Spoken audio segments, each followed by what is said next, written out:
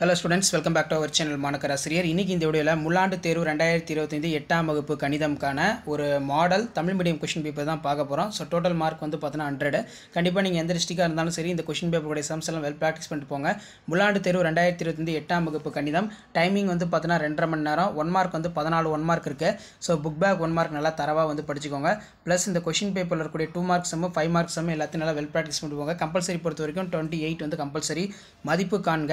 வட்டவில்லின் நீளம் 48 மீட்டர், ஆரம் 10 மீட்டர் உடைய வட்டகோண பகுதியின் பரப்பளவு காணுங்க.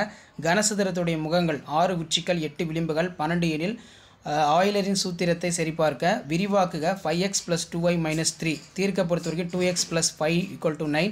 விரிவாக்க பொறுத்த வரைக்கும் x + a, x + b, x + c. Next வந்து பார்த்தோன்னா நமக்கு படத்தில் xy மதிப்பு வந்து காண சொல்லியிருக்காங்க. 15 டிகிரி QRX. தென் கீழே வந்து பார்த்தோன்னா நமக்கு 2 மார்க் சம் இருக்குது. இதில் நமக்கு கொடுக்கப்பட்டுள்ள தொடர்ச்சியற்ற தொடரில் தொடர்ச்சியான தொடரை மாற்ற சொல்லியிருக்காங்க. பிரிவு பொறுத்த வரைக்கும் 0.5, 6.11, 12.7, 8.23, 24, 29 இந்த சம் எல்லாம் பார்த்துக்கோங்க. அதே மாதிரி கீழே 10 × 5 50 பொறுத்த வரைக்கும் கம்பல்சரி வந்து 42 கேட்டிருக்காங்க. இதில் பின்வரும் விகிதமுறை எண்களை ஏறு வரிசை இறங்கு வரிசை எழுதுக. இது ஒரு முக்கியமான சம்மு.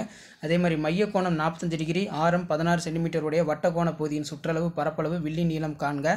நிலையிடப்பட்ட பகுதிகளுடைய பரப்பளவு கேட்டிருக்காங்க. இந்த சம் ரொம்ப முக்கியம். நெக்ஸ்ட் விரிவாக்க பொறுத்த வரைக்கும் x + 4³ எக்ஸின் மதிப்பை காண்க. 2x/3 - 4 = 10/3 ஒரு முக்கியமான சம்ம. ஸோ அதே மாதிரி 20 அடி நீளம் உள்ள ஏணி தரையிலிருந்து 16 அடி உயரத்தில் சுவரினை தொடுமாறு சாய்ந்து வைக்கப்பட்டுள்ளது எனில் சுவரிலிருந்து ஏணியின் அடிப்பகுதி எவ்வளவு தூரத்தில் இருக்கும்? இந்த சம் ரொம்ப முக்கியம். ஸோ அதே மாதிரி கீழே வந்து பார்த்தோன்னா 25 குடும்பங்களில் உள்ள குழந்தைகளோட எண்ணிக்கை கீழே கொடுக்கப்பட்டுள்ள இதனை தொகுக்கப்படாத நிகழ்வன் பரவல் அட்டவணையில் குறிக்க. இந்த சம் நல்லா பார்த்துக்கோங்க. 2 ஏக்கர் நிலத்தில் நெல் பயிரிடாக்கும் செலவு கொடுத்துருக்காங்க. இந்த சம்மு ரொம்ப முக்கியம். அடுத்து பார்த்தீங்கன்னா நமக்கு தொடர் கழித்தல் முறையில் மீப்பெரு பொது காரணியினை காண்க. 36 மற்றும் 80.